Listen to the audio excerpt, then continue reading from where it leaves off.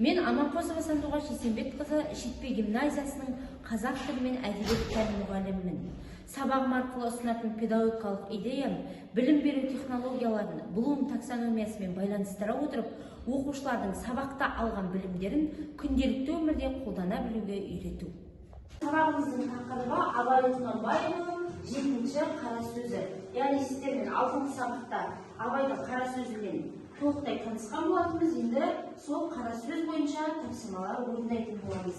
Бүгінгі сабағымыздың оқу мақсаты шығармадағы кейіпкерлерді өзара салыстыра отырып, тарихи және көркемдік құндылығына баға беру. Яғни бүгін біз сіздермен жан мен тән құмарына жататын ұғымдарды тауып, мәтіннен мысалдар келтіретін боламыз, адам бойындағы қасиеттерді салыстыратын боламыз және шығарманың құндылығына пікір білдіріп, баға беретін боламыз. Қара сөзі, қара өлеңі қарымды, толғай дабай, мұңыменен зарынды, Абай сынды дана туған халықтың ұл қызы да болу керек дамды деп бүгінгі сабағымызды бастаймыз. Сабағымыз Блум таксономиясы бойынша өтетін болады. Ең бірінші білім бойынша тапсырманы орындау үшін Кликерс бағдарламасы бойынша сұрақтарға жауап береміз. Еңбек, терең ой, қанағат, рахым бұл не нәрсе?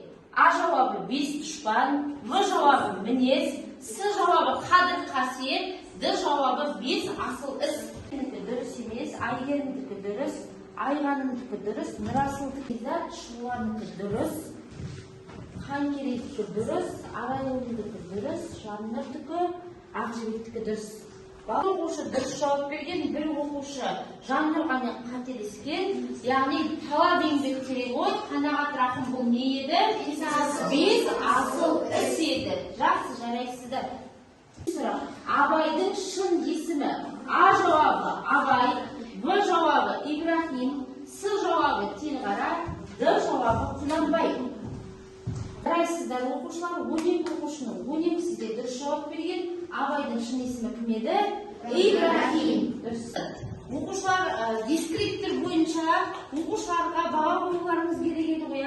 Бізде Айгерім 80%, Айқабыл 100% сұрақтарға жауап берген, Айғаным 100% жауап берген, Арайлым, Ақбөбек, Ақерке, Ақжібек 80%, Жаннұр 60%, Шұғыла 60%, Нұрасыл, Перизат, Ханкерей 100% сұрақтарға жауап берген. Осы 100% сұрақтарға жауап берген оқушыларға бір балдан қойсаңыздар болады, білім бойынша. Жақсы оқушылар, енді түсіну бөліміне өтпес бұрын шағын бейнероликке, яғни Абайдың 7-ші қара сөзіне назар аударайық. Екі түрлі мінездер бар. Біреуі ішсем, жесем, ұйықтасам деп тұрады. Бұлар тәннің құмары. Бұлар болмаса, тән жанға құнарлы бола алмайды. Түсіну бойынша неге дейтін әдіспен бірінші топ сіздерге Абай неге көкіректе сәуле жоқ, көңілде сенім жоқ, құр көзбен көрген біздің хайуан малдан неміз артық дейді. Сол сұраққа ауызша жауап іздеңіздер. Екінші, ғылым таппай мақтанба тобына неге 7-ші сөзінде Абай бала күнімізде жақсы екенбіз дейді. Сол сұрақ, Айке басып кәдір. Көңілде сенім жоқ дегеніміз, яғни біз адам тойсаққа тоймағандай болып, аш көзденіп, қанағат тұтпай, білмесек те білеміз деп көкірегімізді көтеріп, тәкаппарлық көтереміз. Және біз осылай бір-бірімізді алдап жүрген кезде біз хайуаннан да жаман болып кетеміз. Өте жақсы, я? Біз бала күнімізде барлық заттың дәмін көреді, татып көреді, және де бәрін білгіміз келеді. Және де аналарымыздан, немесе үлкен өзіміздің әжелерімізден сұраймыз, бұл не, бұл қандай тұз, немесе әр заттың дәмін татып, яғни сұраймыз. Үйренгіміз келеді, я? Қазір ондай емес. Өсе келеді. Не боламыз? Біз білгеннен көрі тәннің құмарына қарай кете береміз. Мысалы, телефон қарап, кітап оқығаннан көрі телефон қарап жата бергенді жақсы көреміз. Бұл телефон қарап жата берген ненің құмары? Тәннің құмары. Ал кітап оқу ненің құмары? Жанның құмары екен. Жақсы, жарайсыздар.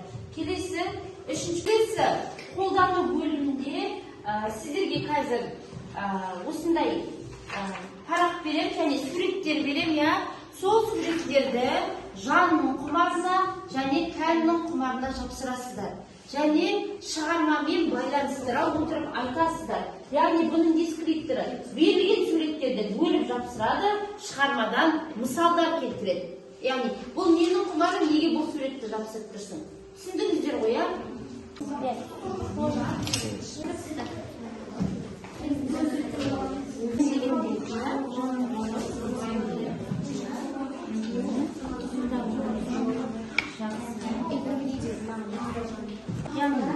Адам бесіксадың ізгіл көрсету деген сияқты, я? Жанның қалауы, сенікі жанның тәннің қалауы жақсы. Мысалы, біздің бос уақытымыз білімге болмайды, ал сол жаңалауы біз телефон мүлде қарамай, немесе сыртқы бетімізге мән бермей, ішкі жан дүниемізге мән берсе, бұл жаңалауы. Сіздер сондықтан жаңалауына не жапсырдыңыздар? Не істеп отырғандар? Білсем, оқысам деген. Ал тәннің қалауы не істеген? Жесем, көрсем, кисем дегенге, яғни тәннің қалауына қажетті суреттерді жапсырған кезде. Жарайсыздар.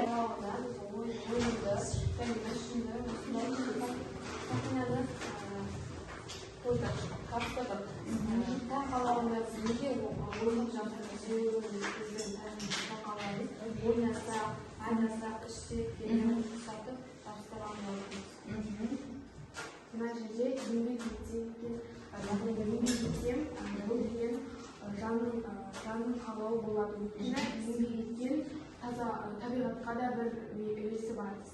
Жанның қалауына мен кітап жатқызу себебі біз үйренсек, көрсек, оқысақ,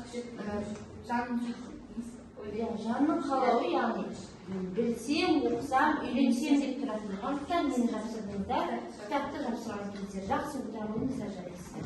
Оқушылар, біз сабағымыздың соңына да жақындап қалдық. Бізде жинақтау бөлімі бойынша сана сая жолы әдісі. Мына жерге қазір желсіз жарық ай тобы сіздер жан қалауы боласыздар, ғылым таппай мақтанба тобы сіздер тән қалауы боласыздар, философиялық шығарма тобы сіздер таңдау жүргізесіздер, я? Яғни бұл топта сіздер жанның қалауы не еді, я? Бұл не еді? Білсем, оқысам, яғни сіздер адам жан қалауын таңдаған уақытта қандай жетістіктерге жетеді, соны айтасыздар, я?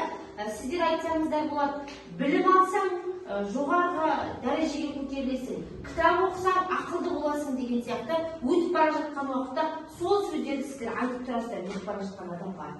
Екінші, сіздер ғылым таппай мақтанба тобы, сіздер тәннің қалауы. Тәтті тамақ жесең, көңіл күйің көтеріледі, балмұздақ же, тәтті газдалған сусындарды ішуге шақырамын деген сияқты сіздер тәннің қалауына шақырасыздар. Мына топ жанның қалауына шақырады. Сіздер осылардан өтіп бара жатқан уақытта өздеріңіздің таңдауларыңызды жасап, тән қалауын таңдадың ба, жан қалауын таңдадың ба, сол топтың қасына барып қосыласыздар, я? Соңында қай топ жеңгенін біз анықтауымыз керек. Жақсы, нәтижеге келеміз. Оқушылар, бұл қандай оқушылар, мынау жанның қалауы, мынау тәннің қалауы. Яғни сіз сана сая жолынан өткеннен кейін қай топқа қосыласыз, қай қалауға, сол жерге топтың қасына барып қосылып тұра бересіз. Жақсы, арайлы өте ғой.